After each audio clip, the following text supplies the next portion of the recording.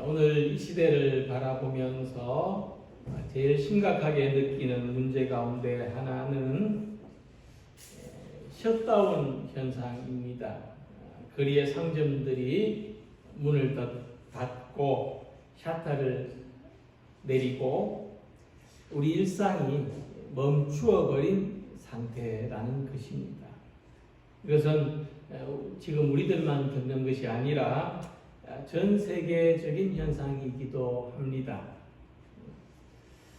코로나 바이러스가 계속 전파되는 영향으로 경제적인 활동이나 사회적인 활동, 심지어 가족 간의 만남이나 어떤 종교적인 활동도 제한적이 될 수밖에 없는 상황을 맞이했습니다. 이때 우리의 마음에 제일 크게 와닿는 것은 정체되어 있다는 느낌. 이 정체되어 있다는 것은 단순히 현재 상태에 멈춰 있다는 것만을 의미하지 않고 퇴보해 간다는 느낌. 뭔가 잃어버리고 있다는 상실감. 이렇게 우리에게 경험되고 있습니다. 그래서 멈추어 있는 시간이 길어질수록 우리가 느끼는 답답함이나 불안감도 점점 커져가고 있습니다. 흘러야 할 곳이 막혀 있으면 답답하고 불편하죠. 우리의 삶도 그렇습니다. 막혀 있고 정체되어 있으면 답답합니다. 막혔다고 느껴질 때 새로운 길을 찾는 것이 필요합니다. 하지만 대부분의 사람들은 이 막혔다고 느껴질 때 새로운 길을 찾고 새로운 길로 가기보다는 이 정체되고 머물러 있는 상태에 적응하려고 애를 쓰고 있습니다. 강물이 멈추어 버리면 바다에 이르지 못하고 오직 멈추지 않는 강물이 바다에 다다를 수 있는 것처럼 우리에게는 아직도 가야 할 길이 있습니다. 그래서 심리학자 스카펙 박사는 인생이란 가지 않은 길에 대해서 뒤돌아보며 후회하는 것이 아니라 절망의 벼랑 끝에 서 있을지라도 아직 가야 할 길이 있다는 것을 기억하는 것이다. 그렇게 말해주고 있습니다. 에스겔 선지자가 활동하던 그 시대에 이스라엘 백성들이 바로 이와 같은 상태에 있었습니다. 그들은 바벨론의 침략으로 국가적인 멸망이 이르렀고 모든 종교의식이 멈추어진 상태에서 영적으로 공황 상태에 빠져 있었습니다. 그들은 무엇을 해야 할지, 어디서부터 어떻게 시작해야 할지 전혀 감을 잡을 수가 없었습니다. 그러나 이때 하나님의 음성을 들었던 에스겔 선지자는 하나님께서 이 백성들을 다시 회복시킬 것이라는 믿음을 가지고 있었습니다. 하나님은 어떤 방법으로 이스라엘을 회복시키실 것인가? 에스겔은 이 깊은 상실감에 빠져 있는 사람들의 마음을 새롭게 하시는 것으로 하나님의 역사를 바라보았습니다. 우리가 이 코로나 시기를 지나가는 동안 이제 방역 수칙을 어긴 몇몇 교회들에 의해서 이 교회는 굉장히 불편한 곳으로, 혐오 시설로 그렇게 사람들에게 낙인이 찍혀 버렸습니다. 저는 이 에스겔 선지자의 말씀 속에서 어떤 희망을 가지는데, 이제 백신을 맞고 좀 이 사태가 안정되면은 사람들은 그동안 자신들이 채우지 못했던 어떤 그 공허함, 어떤 영적인 갈증들을 필요로 하게 될 것이다.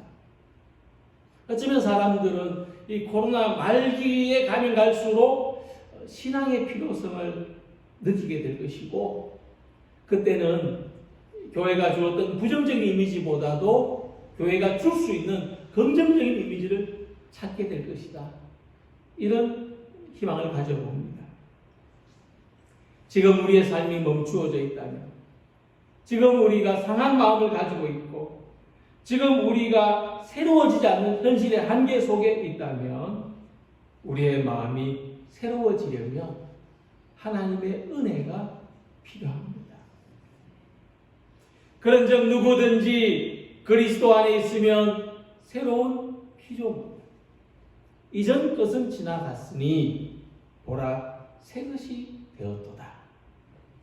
사도 바울은 누구든지 예수 그리스도 안에 있으면 새로운 존재가 된다는 확신을 가지고 있었습니다. 예수 그리스도 안에 있다는 것은 믿음의 삶을 말합니다. 예수님께서 우리의 마음뿐만 아니라 우리 삶을 새롭게 하신다는 것을 믿는 것이 예수 그리스도 안에 있는 것입니다.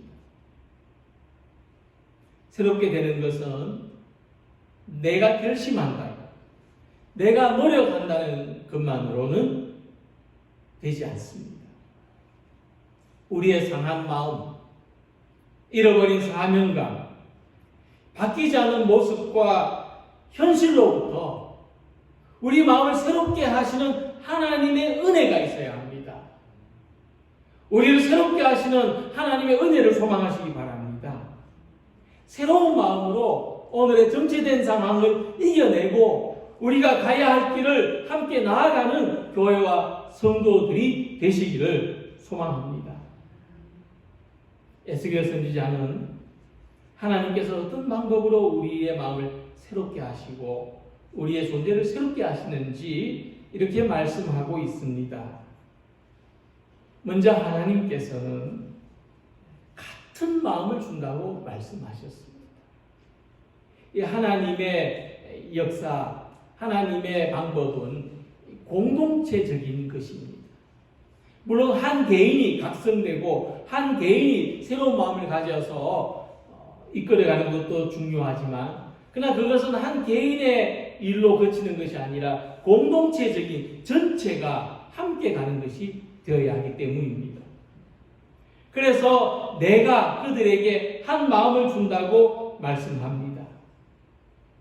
바울은 일평생 교회를 세우는 일뿐만 아니라 교회가 하나 되게 하는 일에도 많은 노력을 기울였고 교회를 위해서 늘 근심하고 걱정하고 기도했습니다. 그래서 바울은 교회 보낸 편지 속에서 자주 하는 말이 있는데, 성도들에게 같은 마음이 되라, 마음을 같이 하라고 자주 권면했습니다. 바울은 우리가 같은 마음이 되는 것을 이렇게 표현합니다. 즐거워하는 자들과 함께 즐거워하고 우는 자들과 함께 울라. 그러니까 한 사람은 울고 있는데 다른 사람은 아무 상관없다는 듯이 웃고 있다면 같은 마음이 되었다고 할 수 없습니다. 우는 사람과는 함께 울고 웃는 사람과는 함께 웃는 것이 마음을 같이 하는 것이고 진정한 가족, 진정한 친구, 진정한 성도의 교제를 나누는 것입니다. 같이 타고 가던 자동차가 지금 수렁에 빠졌습니다. 계속해서 헛바퀴가 돌고 있습니다. 한 사람은 내려서 밀고 있는데 한 사람은 여전히 자기 자리에 가만히 앉아만 있다면 과연 그 차가 수렁에서 빠져나올 수 있겠습니까? 그래서 우리가 한 마음이 되는 것은 같은 책임과 같은 목적의식을 가지는 것입니다. 하지만 이것은 사람의 뜻으로만 되는 것이 아니라 하나님께서 이 같은 마음을 주셔야 하는 것이라고 말씀하고 있습니다. 즉, 이 같은 마음을 위해서 우리가 할 것이 아무것도 없다는 것이 아니라 우리 안에 없는 그 마음을 기대하고 그 마음을 받아야 한다는 것입니다. 그래서 바울은 이렇게 말씀했습니다. 너희 안에 이 마음을 품어라. 곧 그리스도 예수의 마음이니. 사도 바울은 우리들에게 예수님의 마음을 품으라고 합니다. 우리가 같은 마음이 되는 것은 단합대에 어떤 같은 구호를 외친다고 되는 것이 아니라 예수님의 마음을 품음으로써 같은 마음이 된다는 말씀입니다. 바울은 계속해서 권면합니다. 그는 근본 하나님의 본체시나 하나님과 동등됨을 취할 것으로 여기지 아니하시고 오히려 자기를 비워 종의 형체를 가져 죽기까지 복종하셨다고 기록한 것입니다. 우리 모두가 참된 신앙 가운데서 예수님의 영을 받고 예수님의 마음을 품을 때 우리의 가족이 얼마나 되든지 여기에 모이는 성도의 수가 얼마나 되든지 한 마음, 같은 마음을 품을 수가 있다는 것입니다. 우리 모두가 함께 가져야 되는 그 마음은 예수님의 마음입니다. 예수님의 마음으로 같아지는 우리가 되기를 소망합니다. 예수님의 마음으로 같은 마음이 되기를 소망합니다. 자기를 비우고 자기를 낮추고 종이 되신 그 예수님의 겸손한 마음, 하나님과 인간 사이에, 인간과 인간 사이에, 세상과 인간 사이에 다리를 놓기 위해서 십자가 희생을 감당하신 그 예수의 마음으로 우리가 같아질 수 있고 하나가 될 수 있습니다.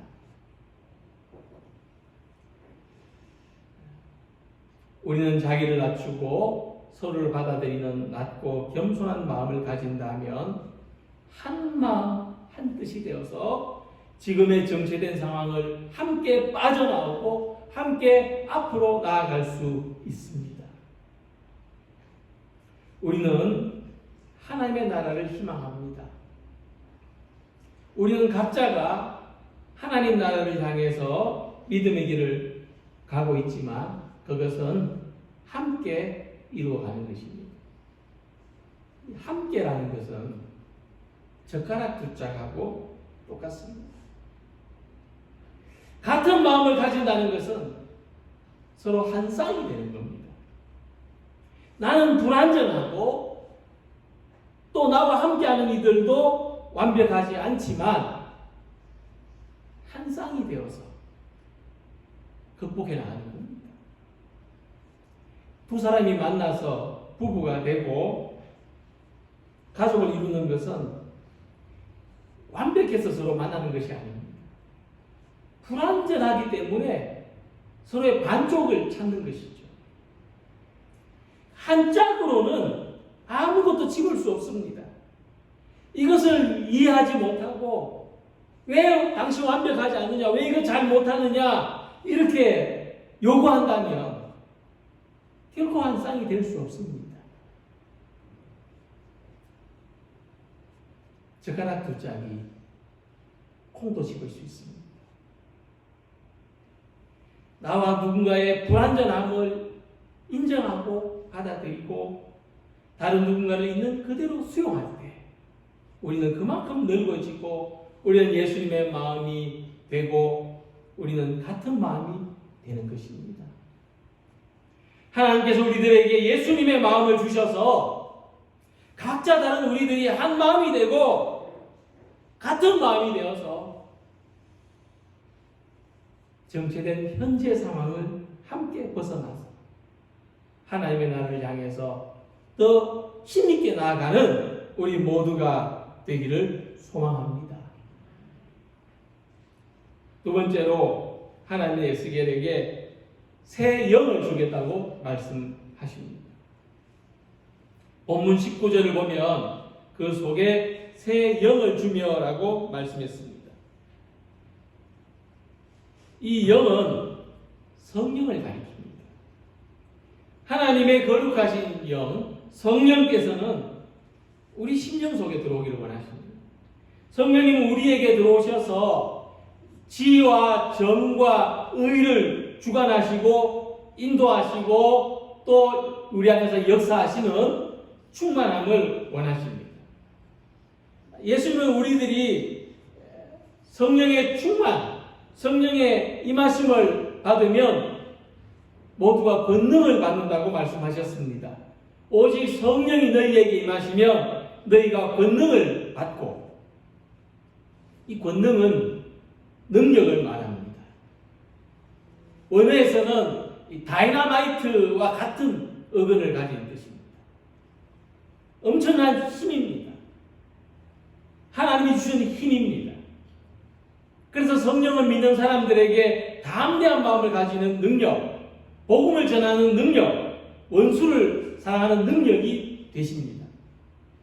성령이 우리 안에 들어오시면 우리들이 새로운 마음으로 하나님의 일을 하고 또 우리의 삶을 힘있게 살아갈 수 있는 능력이 되시는 겁니다. 근데 이 성령을 왜 새 영이라고 표현했을까? 왜 새 영이라고 말씀하셨을까? 이것은 우리가 이전에 받은, 지금 우리 안에 계신 성령과 다른 새로운 영을 주신다는 뜻이 아니라 성령의 새로운 충만을 받는다는 말씀입니다. 성령의 새로운 충만을 받습니다. 그러니까 지금 우리는 다 배터리가 다 방전되고 언제 충전했는지 모르지만 배터리가 다 방전돼 가지고 신호가 다 끊기고 저절로 전원이 꺼진 상태인지도 모릅니다. 다시 새로운 충만을 받아야 하는 것이죠. 바빠서 잊어버리고 못했는데 오늘 해야 된다는 겁니다. 오늘 새로운 충만을 받아야 한다는 것입니다. 창세기 보면은 성령은 하나님의 숨결입니다. 그때 여호와 하나님께서 땅의 흙으로 사람을 지으셨습니다. 그리고 사람의 코에 생명의 숨을 불어넣으시니 사람이 생명체가 되었습니다. 쉬운 성경의 번역입니다. 부활하신 예수님도 제자들을 찾아오셔서 상징적으로 숨을 내쉬면서 성령을 받으라고 말씀하셨습니다. 요한복음 21장 22절 보면 그들을 향하여 숨을 내쉬며 이르시되 성령을 받으라고 말씀하신 겁니다. 그래서 하나님이 새 영을 주신다, 이 말씀이 어떤 의미일까? 그것은 새로운 숨을 쉬게 하신다, 이렇게 말할 수도 있을 것입니다. 새로운 숨을 쉬게 하신다. 지금의 상황에서 매일 한숨만 쉬고 있는 분도 있을 겁니다. 너무나 어리고 힘들잖아요. 그래서 매일 나오는 게 한숨입니다. 또 지금의 상황에서 답답해하면서 가쁜 숨을 쉴 수도 있을 겁니다. 숨이 잘 안 쉬어져, 답답해서. 그러나 새로운 숨을 쉰다는 것은 새로운 공기를 들이마시는 겁니다. 하나님이 새 영을 주신다는 것은 하나님이 새로운 공기를 우리에게 불어넣어 주신다. 호흡 가쁜 환자가 인공호흡기를, 산소를 들이마실 수 있고, 산소를 들이마셔서 편안하게 숨을 쉬는 거죠. 우리 안에 새로운 숨이 쉬어지게 하신다는 겁니다.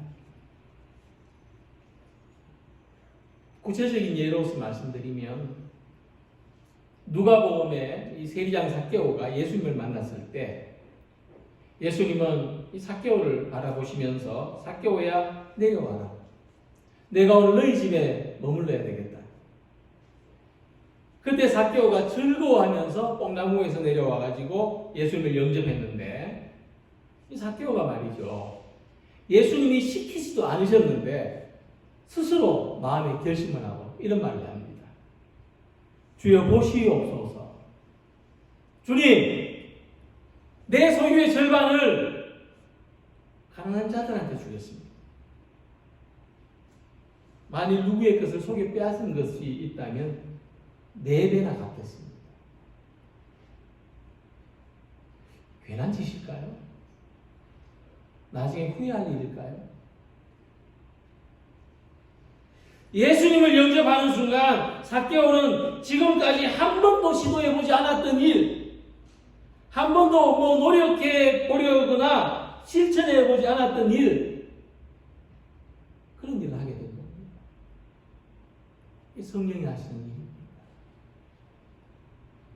이때 삭개오의 모습이 새 영을 받은 사람의 모습, 새로운 숨을 쉬는 사람이 된 것입니다. 아침에 창문을 열고 공기를 환기시키는 것처럼 우리 신앙생활에도 환기가 필요합니다. 우리 신앙생활에도 새로운 영이 임하셔서 새로운 숨을 쉬고 우리 안에 새로운 분위기가 생겨나기를 소망합니다. 우리 안에 성령이 임하셔서 우리가 노력해보지 않았고 실천해보지 않았고 그렇게 해보려고 마음에도 없었던 일들을 할 수 있는 성도들이 되기를 소망합니다. 예배 일찍 오기, 주실 은혜를 생각하면서 먼저 와서 묵상하고 기도하기, 새벽 기도와 공적인 예배에 한 번 더 참석해보려고 하기, 교회 와서 우두커니 있기보다 내 할 일이 뭘까 찾아보기, 누가 보이지 않으면 염려하는 마음으로 전화해보기, 아침에 교회 올 준비를 하다가 문득 생각나는 사람한테 같이 교회 가자고 연락하고. 성령을 받기 전에 베드로는 예수님 모른다고 3번이나 부인했습니다. 그러나 성령을 받고 베드로는 사람들 앞에서, 그 많은 사람들 앞에서 예수님이 우리의 주님이시라고 담대히 외쳤습니다. 오늘 우리들에게 이 새로운 영, 사랑의 연약한 마음을 움직이는 하나님의 성령이 충만하게 임하시기를 소망합니다. 우리 안에 새로운 바람이 불어오고 우리가 다시 새로운 숨을 쉬고 하나님이 움직이시는 사람으로, 성령이 움직이시는 사람으로 우리의 삶을 새롭게, 우리의 신앙을 새롭게, 우리의 교회를 새롭게 하는 성도님들이 되시기를 바랍니다. 그리고 하나님은 이스라엘 백성들에게 부드러운 마음을 주겠다고 말씀하십니다. 돌 같은 마음을 제거하고 살처럼 부드러운 마음을 주어.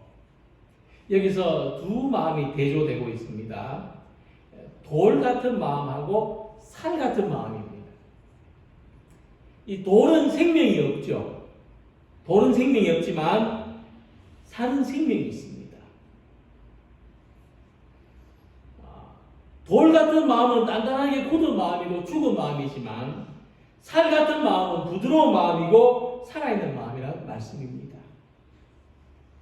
하나님께서 영적으로 정체된 이스라엘을 새롭게 하시고 회복시키실 때, 또 그들에게 풍성하고 충만한 생명을 주실 때 그 상징적인 의미로서 그들의 마음부터 부드럽게 해주시겠다.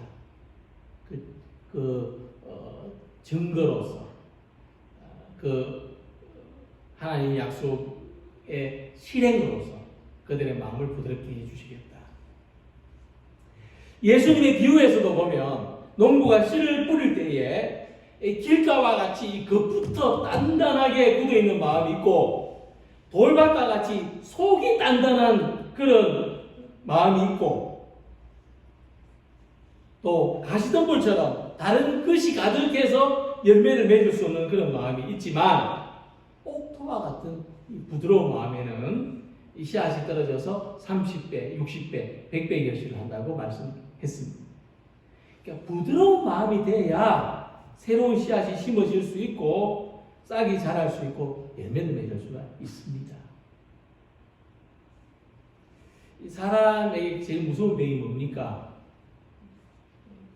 부드러워야 될 살이 단단하게 굳어가는 병이 제일 무섭습니다. 신체 어떤 기관이든지 어떤 지체든지 단단하게 굳어가면은 그때부터 생명의 불꽃도 서서히 꺼져가게 되는 겁니다. 근데 지금 의학이 발달해서 이제 한번 쫙 머리 끝부터 발까지 쫙 훑어봐서 어느 부분에 그런 현상이 있는지를 찾아낼 수 있습니다. 요만한 알갱이 돌도 발견해냅니다. 근데 이보다 더 어려운 게 뭐냐면 내 마음이 굳어가는 거예요. 내 영혼이 굳어가는 거예요. 우리가 나이가 들면서 아침마다 몸은 스트레칭 하는데 내 마음이 굳어가는 것은 모릅니다.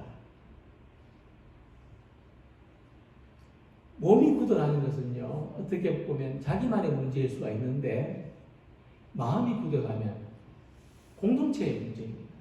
가족의 문제가 되고 교회의 문제가 되고 사회의 문제가 되고 다른 사람들한테 좋지 않은 영향을 줄 수가 있습니다. 그래서 하나님은 이스라엘 공동체에 속한 모든 사람들에게 농부가 돌을 캐내고 흙덩이를 부수어서 잘 갈아놓은 옥도처럼 부드러운 마음을 주시겠다. 그들의 마음에 말씀의 씨앗이 떨어질 때 30배, 60배, 100배 열매를 맺어서 생명이 충만한 공동체가 되게 해주시겠다. 말씀합니다. 말씀의 씨앗이 떨어지면 어떤 일이 일어나는지 제가 알던 어떤 집사님이 계셨는데 아주 성실하고 그런 분이었습니다. 열심히 있는 믿음의 분이었습니다. 50대 후반의 어느 날 갑자기 앉지도 못하고 눕지도 못하게 됐습니다. 젊었을 때 교통사고 우유증이 이제 나타난 거예요. 그래서 목 디스크 수술을 하고 허리 디스크 수술도 했습니다. 회사도 쉬어야 했고 교회도 못 나오고 저 서울 가서 병원에 입원했는데 잠도 누워서 못 자고 앉아서 그렇게 일주일 넘게 열흘 가까이 그렇게 힘든 시간을 보내고 있었습니다. 그분에게 성경 말씀 한 절을 읽어드렸습니다. 모든 은혜의 하나님 곧 그리스도 안에서 너희를 부르사 자기의 영원한 영광에 들어가게 하신 이가 잠깐 고난을 당한 너희를 친히 온전하게 하시며 굳건하게 하시며 강하게 하시며 털을 견고하게 하시리라. 근데 이 집사님은요, 스펀지가 물 흡수하듯이 이 말씀을 쏙 받아들였어요. 그게 느껴졌습니다. 말씀을 읽어드릴 때 저도 그게 느껴졌어요. 이분이 병원에 있는 동안 이 말씀 붙들고 날마다 기도하고 묵상했습니다. 그렇게 지내는 동안 몸이 강해지고 마음도 강해지고 믿음이 더 강건해졌습니다. 그 다음에 여름인데 아직 수술을 받은 데가 완전히 회복되지 않았음에도 불구하고 단기 선교를 함께 진행했습니다. 뻣뻣한 다리로 이렇게 뒤뚱뒤뚱 걸으면서 그 힘든 일을 해냈습니다. 이 부드러운 마음은 나약한 마음하고는 다릅니다. 나약한 마음은 이 정체된 상태를 극복할 수 있는 힘도 없고 의지도 없는 게 나약한 마음입니다. 근데 부드러운 마음은 하나님의 말씀을 받아들여서 말씀이 역사하는 대로 모든 가능성에 대해서 열려있는 마음입니다. 말씀이 역사만 하면 무엇이든지 할 수 있는 준비된 마음입니다. 그래서 굳은 마음에는 말씀이 뿌리를 내리지 못하지만 부드러운 마음에는 말씀이 정착하고 역사합니다. 하나님의 말씀은 살아있고 활력이 있다고 했습니다. 하나님의 말씀이 살아서 역사하는 공동체는 막히고 정체된 상황을 돌파해 나가는 능력이 있습니다. 말씀으로 그 능력을 받습니다.